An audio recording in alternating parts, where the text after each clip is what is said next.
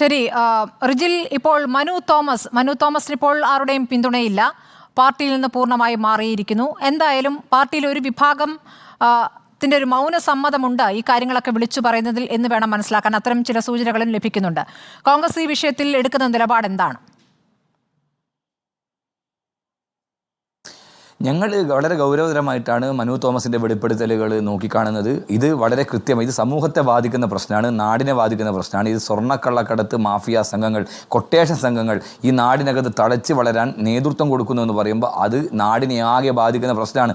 അതിനകത്ത് ശക്തമായ രൂപ നടപടി, നിയമപരമായിട്ടുള്ള അന്വേഷണം എല്ലാ ഭാഗത്തും ഉണ്ടാകണം എന്നുള്ളതാണ് ഞങ്ങളുടെ നിലപാട്. മാത്രമല്ല, ഇവിടെ പറഞ്ഞു വെച്ചതുപോലെ തന്നെ ഈ ഭസ്മാസുരന് വരം കൊടുത്തതുപോലെ ഇവരുണ്ടാക്കി വെച്ച ആളുകളാണല്ലോ ഇതൊക്കെ. പോരാളി ഷാജിമാരും റെഡ് ആർമിമാരൊക്കെ ഇപ്പോൾ ഇവരെ തിരിഞ്ഞു കുത്തുകയാണ്. ആരാണ് തിരിഞ്ഞു കുത്തുന്നത്?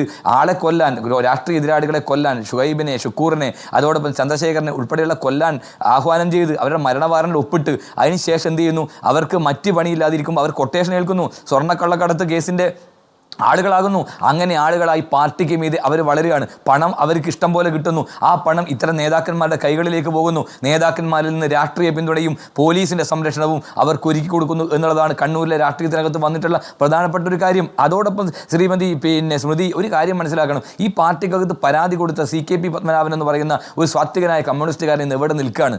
ഇതേപോലെ DYFയുടെ ജില്ലാ സെക്രട്ടറി അജിത്ത് ഇന്ന് എവിടെയാണ്? പരാതി കൊടുത്ത ആ പരാതിക്കാരൻ ഇന്ന് എവിടെ നിൽക്കുന്നു? മുഖ്യമന്ത്രിയുടെ പൊളിറ്റിക്കൽ സെക്രട്ടറിയായി നിൽക്കുന്നു എന്ന് പറയുമ്പോൾ ആർക്കാണ് പരാതി കൊടുക്കാൻ സാധിക്കുക? എന്ന് നമ്മൾ പരിശോധിക്കണ്ടേ? അപ്പോൾ അതുകൊണ്ട് ഇത് വളരെ കൃത്യമാകണമെന്ന് മാത്രമല്ല, ഒരു കാര്യം കൂടി ഞാൻ പറയാൻ ആഗ്രഹിക്കുകയാണ്. P. ജയരാജൻ്റെ മകന് ദുബായിൽ എന്താണ് ജോലി? എന്താണ് അദ്ദേഹം അവിടെ നടന്ന ബിസിനസ്? അദ്ദേഹത്തിൻ്റെ ജോലി എന്താണ്? വെളിപ്പെടുത്താൻ ജയരാജൻ തയ്യാറാവണം.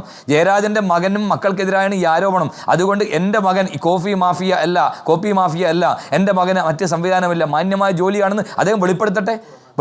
ഇത് മനു തോമസ് പറഞ്ഞ ചെറിയ കാര്യമൊന്നുമല്ലല്ലോ.